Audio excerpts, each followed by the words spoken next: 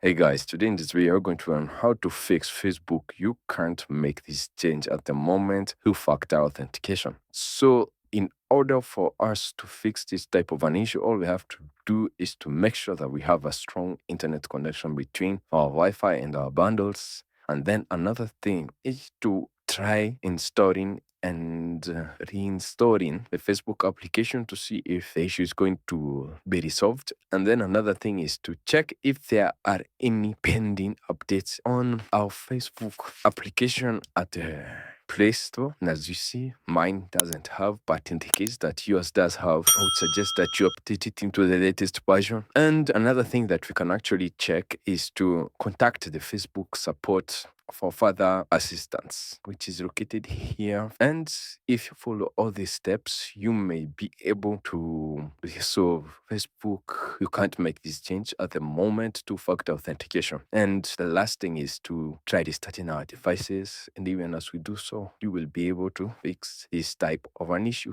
And thank you guys for watching this video. Please do like, share, and subscribe. And I'll see you guys on the next video.